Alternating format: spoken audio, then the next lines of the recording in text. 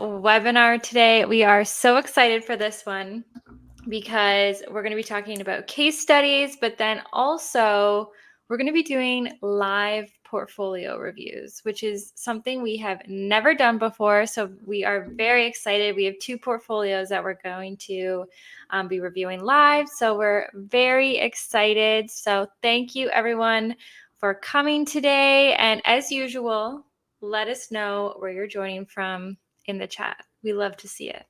Yes, welcome everyone. Also, I have to ask this question because it is very, very important. Has anyone watched season 3 of Bridgerton? Let us know as well. That's a very important question. I feel like this has to do with social media management. this just has to do with it. It's all over social media right now. Exactly. So So it is basically, relevant.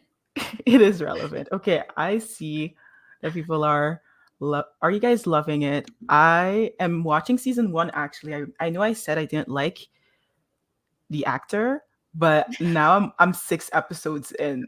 Ooh, like I'm almost done. I know. I honestly have not watched Bridgerton yet, which is shocking because it's totally something I would watch. So I really need to do that. Maybe I'll do it this weekend. Yes, please do it. It's like bingeable, which is sad because I wish there were more episodes, but Yeah. it is what it is. I love it. We got some fans in the chat. Love to see it. All right, everyone keep telling us how you feel about Bridgerton in the chat, and I am going to dive right in. So if this is your very first webinar with us, welcome. We'll do some quick intros. So my name is Alyssa, and I'm a community manager here at HeyOrca. So I work on our webinars, our newsletter, Facebook group, all that kind of stuff. And I will pass it over to Ketsia. Hi, I'm Ketsia. I'm the social media community manager here at HeyOrca and now a newfound Bridgerton stan. I feel like every single week I add something to my bio and it's just like super random. I have to keep this up. But yeah, I I do love it. everything related to social media. And yeah, you can feel free to connect with me on LinkedIn. I'm super active on there and I love chatting with everybody. So yeah. Thank you. Yeah, to connect with us on LinkedIn because we love to chat with all of you after. All right, so again, if this is your first webinar, you may not know this, but we do giveaways. We do giveaways every single webinar. So the giveaway is points to our merch store. And the best thing about our merch store is that it's not just HeyOrca merch, we also have snacks. So it's very fun. So you have 2 different ways to win. So the very first way is head over to our Instagram page, and we have a poll on our story right now.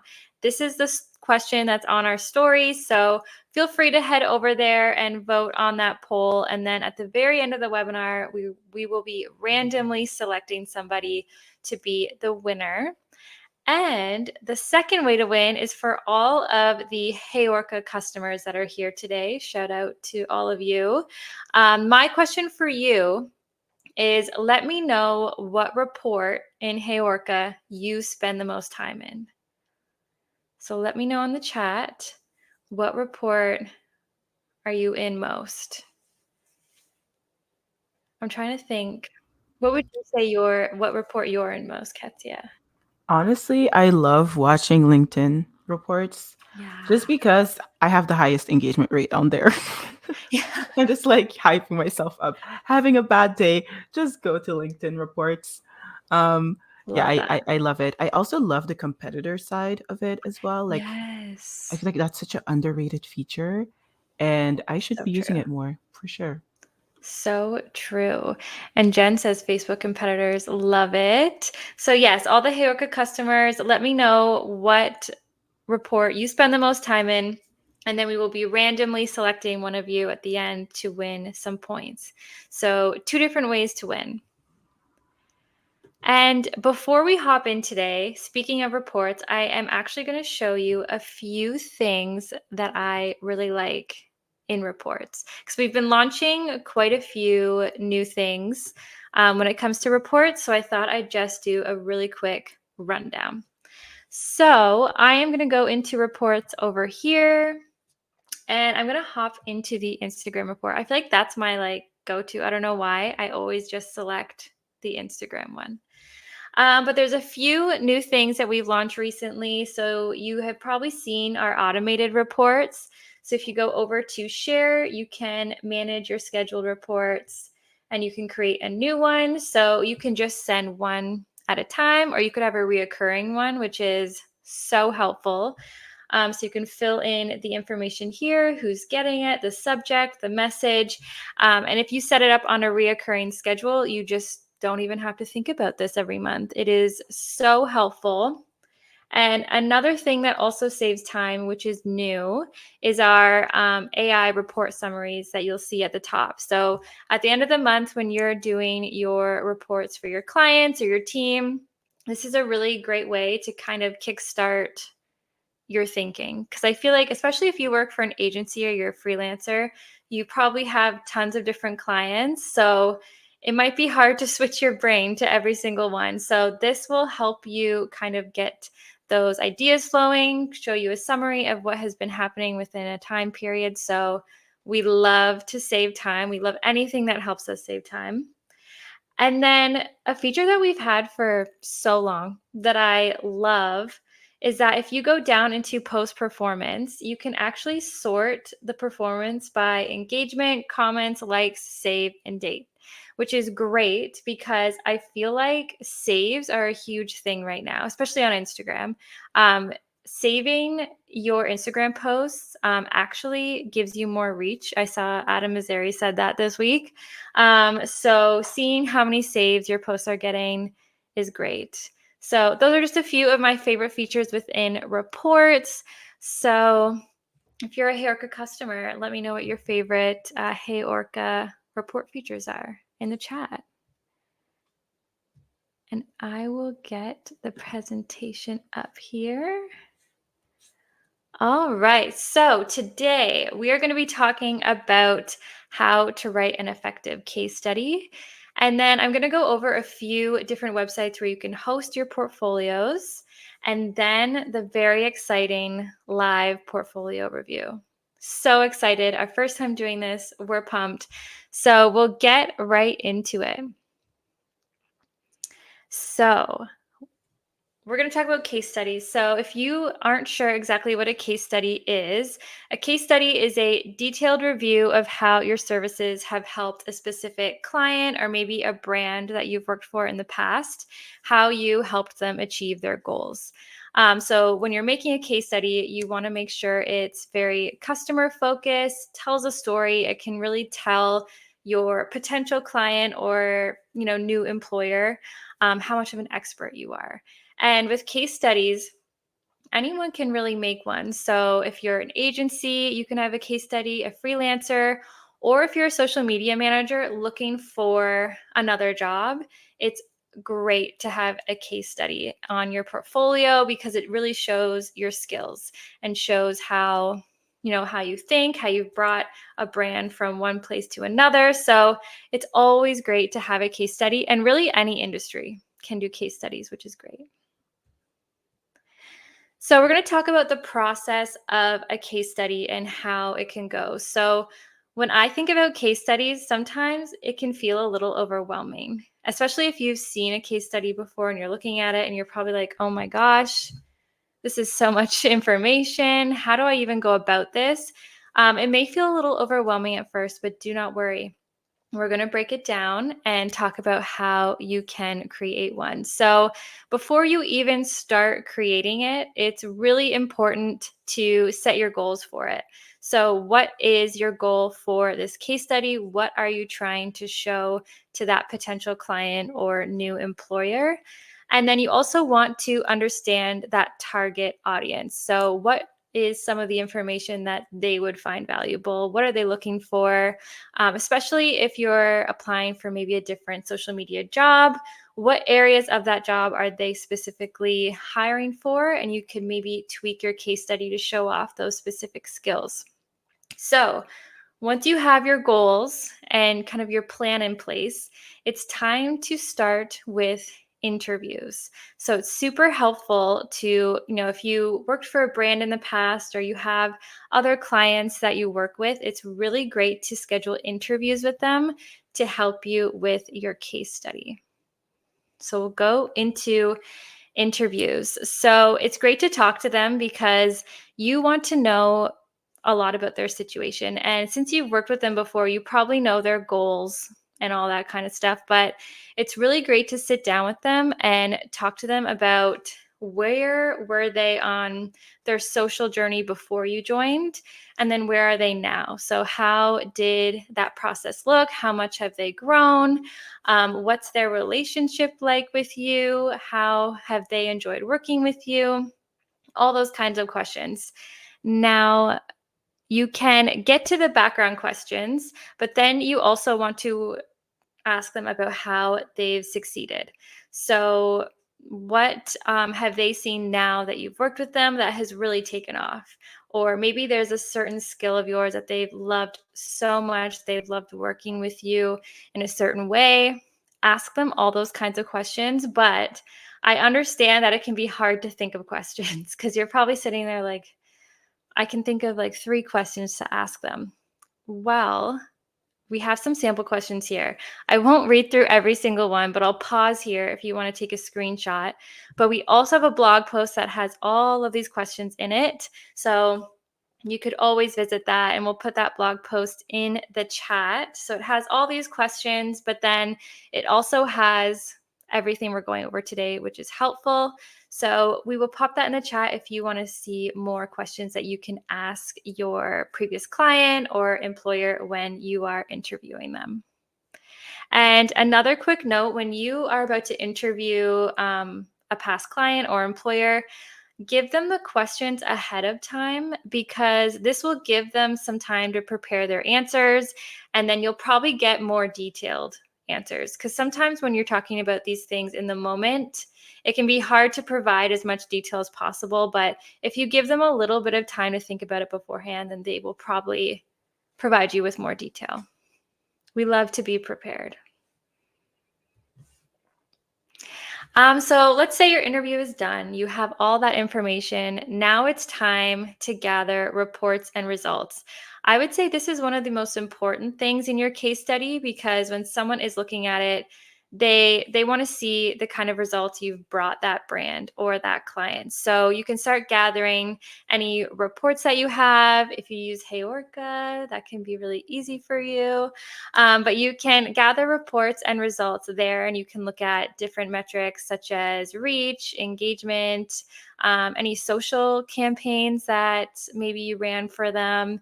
Maybe you did ads for them. You can add that in there. Any metric that you can find associated with the client or brand, put that in.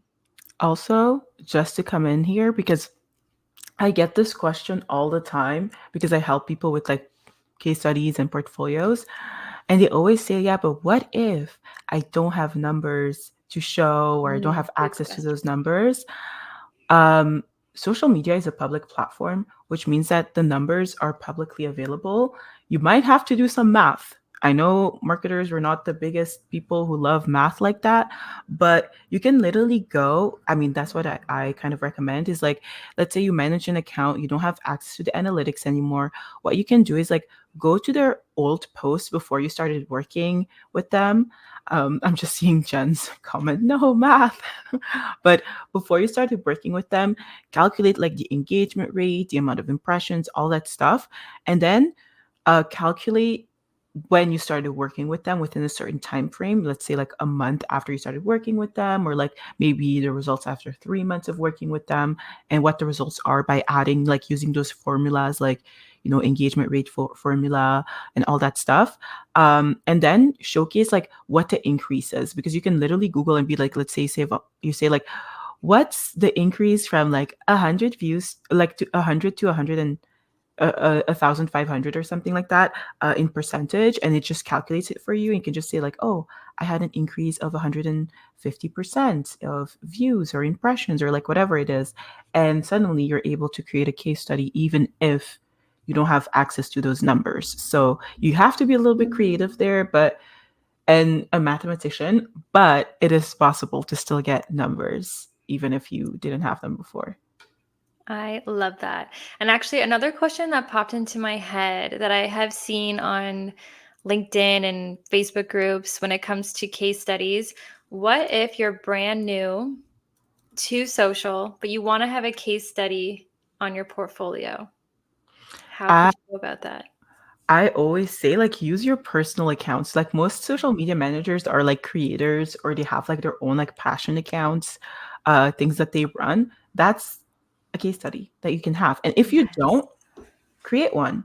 You know what I mean? Like I feel like, and that's especially in arts, like we don't come to like when you apply to art school with like a portfolio, you don't already have the work. You basically look at the requirements of the program you want to get into, and then you create a portfolio based on that program. So you still have like room. You just like plan out, okay, I'm gonna do for this amount of time before, you know, by the time I want to have my portfolio done, I'm going to work on XYZ. Maybe you want to have UGC examples. Maybe you want to, have examples to grow an account in like 3 months. Those are all things that you can work on. You don't have to like have experience already when you like come out of the womb. If that Yes. makes sense. Love it. Yes, make your own case study. Do whatever you want. But yeah, I always see that being asked around different Facebook groups like, how do I start this if I don't have past clients or brand or anything? Just make it up. Do your own case study. Do your Mhm. own case study on your own profile. Make a random profile, all that kind of stuff.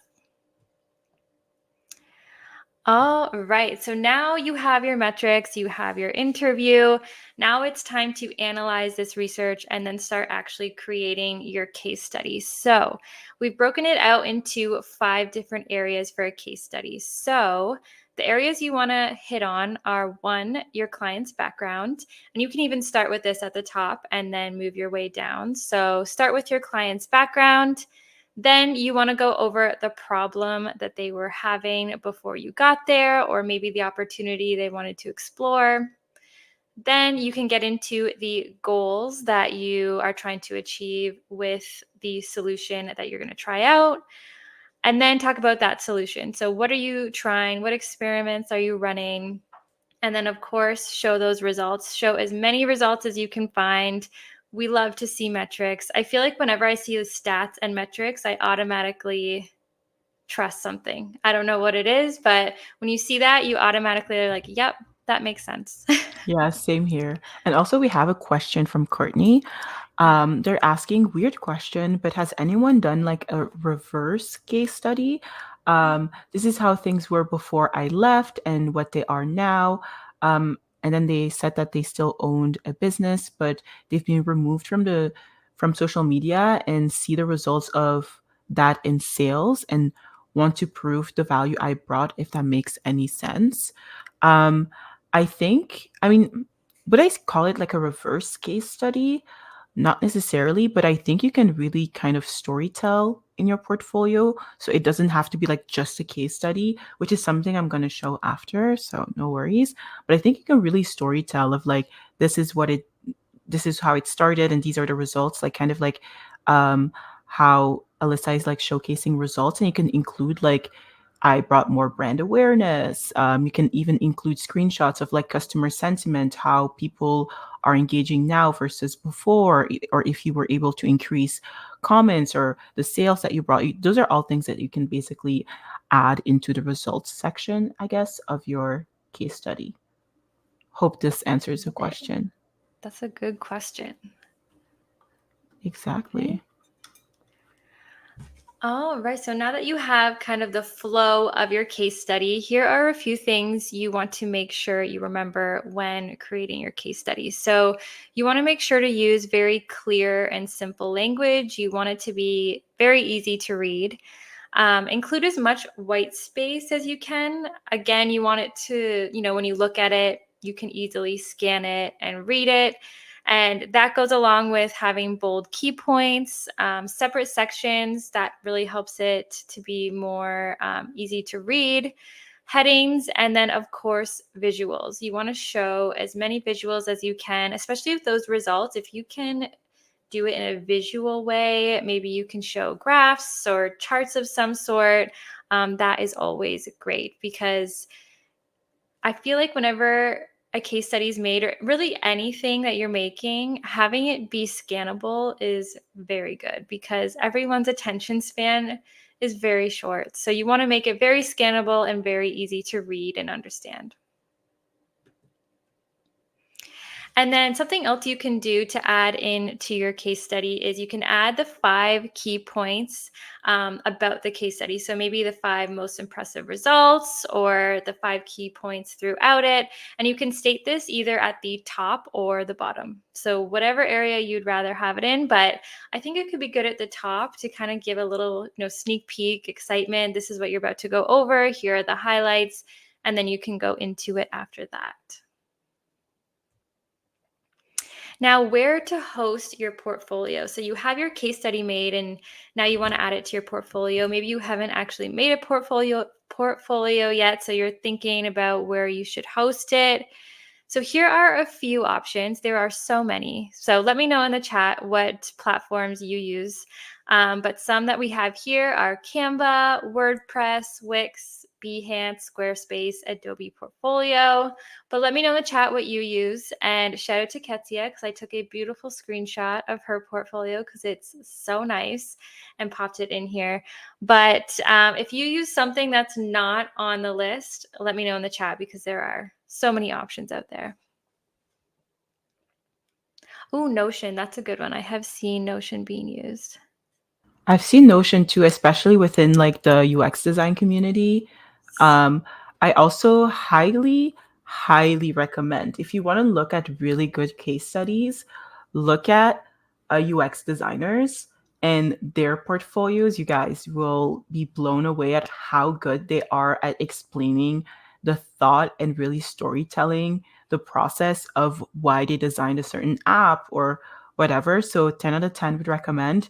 And for branding inspiration, I would look at Behance and look up like designers' portfolios and see how much they how much they personalize their brand, how much personality it has.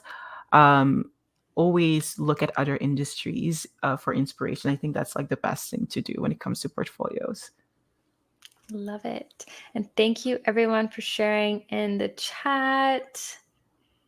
Amazing. Keep sharing where you have your portfolio. And if you want to share your portfolio in the chat, definitely send it along. We love to see it. All right, so that's everything about case studies. And now I'm going to pass it over to Ketsia, who will be doing our live portfolio reviews. Yay! I'm so excited to do this portfolio review. I'm so big on portfolios just because if you guys don't know, I went to art and design school my entire life. So they basically drill into you that you have to create a portfolio. So when I came into marketing, the first thing I did was create a portfolio because that's kind of what I did in design.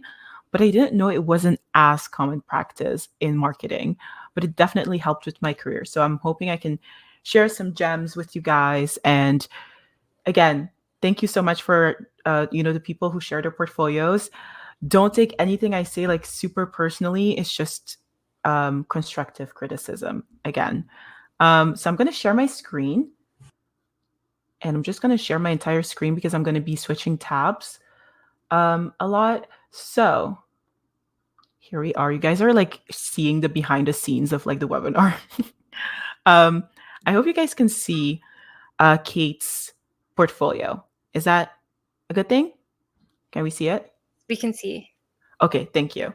So this is Kate's portfolio. Thank you so much, Kate, for submitting your portfolio. And obviously, you have a very lovely picture. I think it's really important for us to always kind of showcase our faces on our portfolios or like something. I feel like sometimes people create little avatars of themselves, which I think is really cute, but just having a face or something a little bit more personal is really good. And then obviously I love that you have an about me section. However, and this is kind of like my personal preference, but I prefer when people speak in the first person instead of like in the third person because I am like, oh, you wrote this. And also it makes it a little bit more personable. Like, hi, I'm Kate. And this is my, portfolio website. So I think that could be nice if maybe you changed it to something a little bit more personable. And this is the part that's a little bit that I would change. So here we have like the entire resume. And as you guys can see, I'm like scrolling for a very, very, very, very long time. And that's not a nice experience, as someone who, wants to look through your website and wants to look for very specific projects. I am not necessarily going to read all of this text, right? So I would recommend kind of like breaking it up and also just kind of showcasing the projects that make sense with the industry that you're in or the industry you're trying to get into, or even the projects that you're the most proud of. Because right now it's like too much and I probably wouldn't read that. Um, and that's just because there's just so much text. And you also have to think that most people, when you, let's say, apply for a job or a project, most people are getting a lot of different candidates who are applying to their jobs. And so if you submit a portfolio, they probably will have to look through multiple resumes, portfolios, and all that stuff. So I would kind of make sure that it's easily scannable, a little bit more digestible. So that's kind of one of the things I would say, maybe to narrow it down a little bit.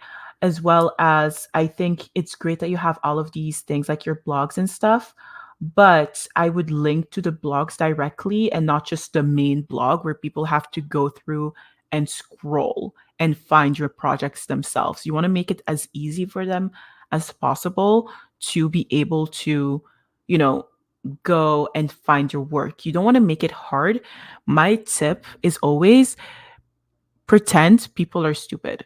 Like, okay, maybe that's like mean. Am I allowed to say the word stupid on this webinar? I Yes. don't know. Yeah.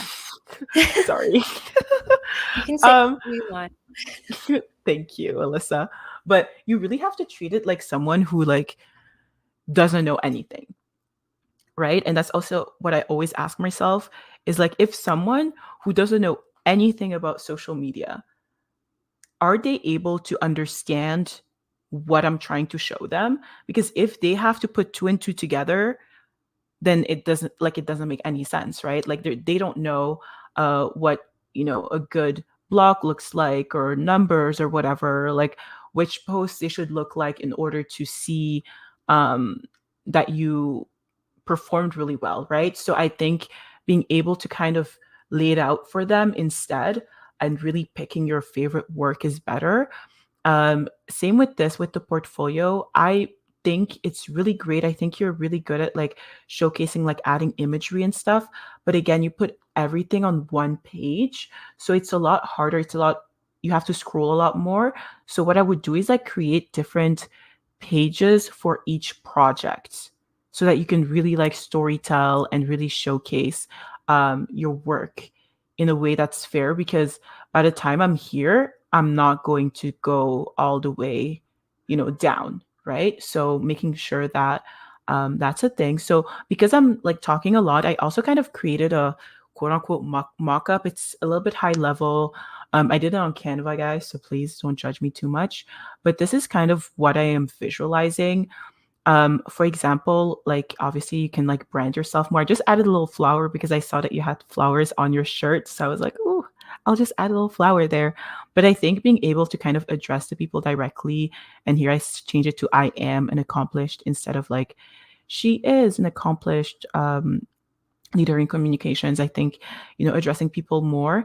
I think also because you had like a lot of information about yourself on the homepage, I thought that maybe having a learn more where people can learn more about you and your journey, where you can really like break it down, maybe like put like a timeline of like since the beginning of your journey, like in 2011 I started with this, and then like showcase your journey if people really want to know more about you.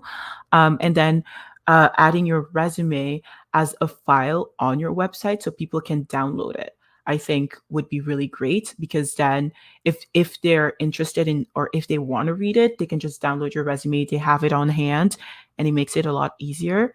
I also think you can add your social proof, because you've presented at so many, and I'm saying you, but like I don't even know if they're here right now, but that's totally fine. But Kate has presented at so many different super cool events. And I think being able to kind of showcase more proof, right? Because you have this thing in like websites, I guess, where it's like above the fold, and that's like the first thing people say like see. So here you have like your name, a little bit about you, what you look like, and then you have your social proof right away. So where were you featured in and stuff like that, I think would be really cool to kind of showcase, or even the brands that you've worked with, or where the clients that you've worked with have been featured in. Like that's also really cool to do if you don't have like formal um, publications, right? And then I would again visualize things like Alyssa had said. Like it's really nice to have a visual of um, of things, like whatever. I always think like whatever you can put into an image, do so, because I feel like it's so much easier to digest. Like a picture is 1,000 words. um but putting your projects like this with like a cover, and then people can click on it on your projects, and then it would bring them to the case study of that project, right? I think that would be like really cool to add to your website, so people can just kind of like scroll through. And then obviously, like I had mentioned before, just highlight the blogs that you feel are the most interesting, and then give the direct link to that blog instead of just linking the entire blog, and then people have to go and find it themselves, which ever blog you might have written. I think that makes it a lot easier for people, and they can immediately see your work and see what you're proud of, and they don't have to go and scroll and find something themselves as well. So that's kind of like the idea. I think also like I know I took Kate as an example, but I think that everyone can kind of have this kind of template, or like this kind of way of showcasing their portfolios. This was amazing. And Kate is here. She is Oh, in the chat. And she actually says, love that idea of featuring talks and podcasts. I'm hoping to do more speaking engagements, so that would be good to highlight. yes, Yes. that would be And really cool. yeah, I just wanted to say thank you, Kate, for letting us review this. And Katia, love this mock-up. Oh, thank you. Thank you so much. But yeah, and yeah, feel free to do whatever you want, but I think that would be so easy to scroll through. So yeah, that's the first portfolio we had. I guess I'm moving on to the second one by Alicia.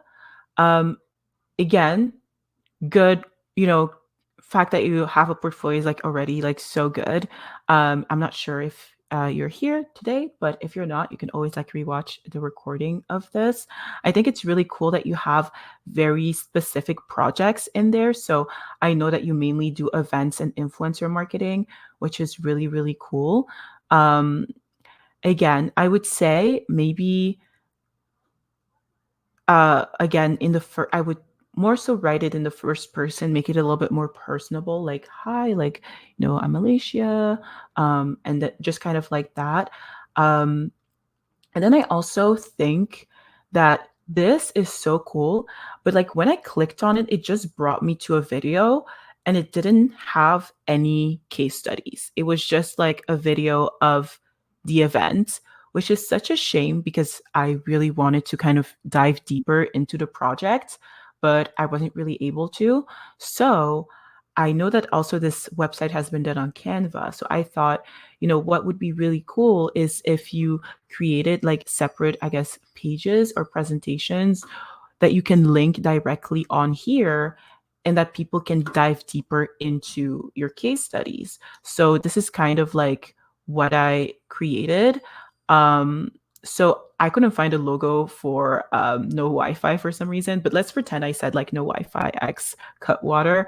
But I think what was really fun was just to kind of use the branding of Cutwater and like their imagery and really take them through a story. So because you're a person who's mainly within like influencer and event marketing, I thought again the framework that Alyssa had shared before, where it was like, showcasing the problem and like the results and all that stuff, like you can obviously kind of showcase that here. But I think giving a little description of what the brand is and in which industry it is, I think would be really cool. Or just like having a description like you wrote as what it was, right? And then explaining like the problem of it, like what was the problem of the that the brand had and what they wanted to achieve, kind of the solution, and then the results. So that's really big. I feel like a lot of people don't put numbers in their portfolios. So I would say maybe when it comes to influencer marketing and events, you can maybe showcase like how many pieces of organic content that you've produced. Maybe you can showcase the show up rates. I feel like that's also like really big. Like if, for example, you have over 35% show up rate or like 50% show up rate and it's higher than industry average, then that's something to be really proud of. You can also say, like, this is how many collective views I was able to generate from the event. Or if you have a specific hashtag, like how many times that hashtag had been used, things like that. Or even, like, let's say, for example, that you had a specific, like, UTM code or you had a specific survey during the event and people, gave feedback on the event and you're like, yeah, like I really loved it and you had like a really good score. You can also say that, like, say like, oh, we had like a 90% satisfaction rate when hosting the event, right? I think those are like really good numbers that you can put in if you also do influencer marketing. Another thing I would do is like content, like showcase content that was generated from the event, right? Like whether it's the guests or even content from the Instagram and everything, like just kind of showcasing it. It could be reels, could be photos. I think it would be really nice to kind of showcase that aspect.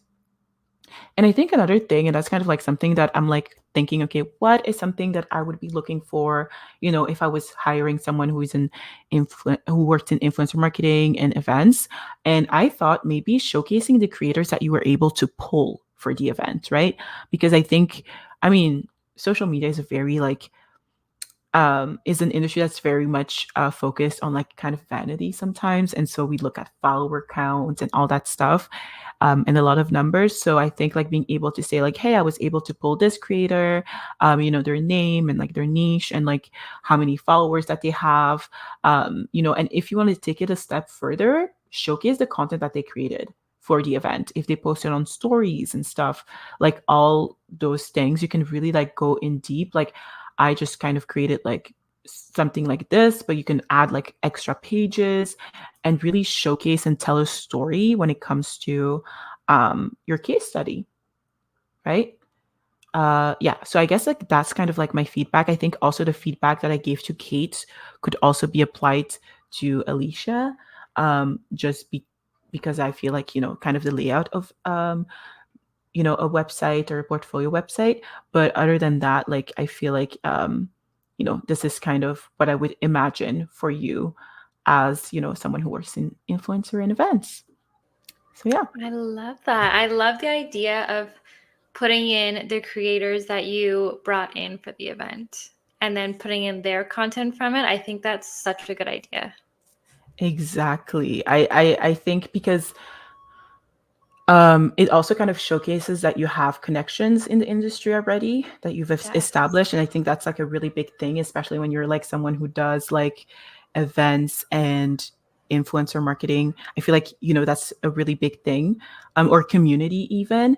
I think just in general, the way that you want to look at your portfolio is what are things that people who would hire someone in your position would be looking for, right? Like really put yourself in those shoes, or even you, like you can say like, if I were to hire for this position, what are things that I specifically would be looking for that person, and add it to your portfolio. Like even the framework that you shared is a really good base, but you can really like get creative with it, right? You can really like add more things to it, right? Yeah, definitely. Add anything you want into it. Make it as personal to you and your experience as you can, I feel like. Awesome. Exactly. Well, thank you so much. I'm just checking to see if we missed any questions, which I don't think we did. But thank you so much, Ketsia, for the live portfolio review. I love that you gave examples. That is so good. And I can see in the chat, everyone was getting ideas for their own portfolios. So we love it. And if you enjoyed this webinar that we did a live portfolio review, there's a survey that will go out around 10 minutes after this is done. Let us know if you enjoyed the live review, and then we can definitely incorporate more live reviews of things in the future. So let us know in the survey that will go out in about, I think it's 10 minutes when this is done. And we can definitely do this again because I think it was great, a really good learning experience. And before we hop off, I, of course, have our winners. So our first giveaway winner is the Instagram winner is Molly Trier. So congratulations, Molly. And then the customer winner is Alexis Tate. So congratulations, Alexis and Molly. I will be reaching out to you after this call and we'll be getting you your merch points. It will be great. And I do want to mention, we, of course, have another webinar next week on Thursday where we will be talking about community framework. And if you were at our LinkedIn webinar a few weeks ago, we had Christine Garnett on with us as our guest, and she's actually going to be back next week to talk about community framework with Joe, the CEO of HeyOrca. So definitely check out next week's webinar, and I will put the link to it here in the chat. Yes, it was so good. I think like a lot of people had so much great feedback from Christina. Like she's amazing.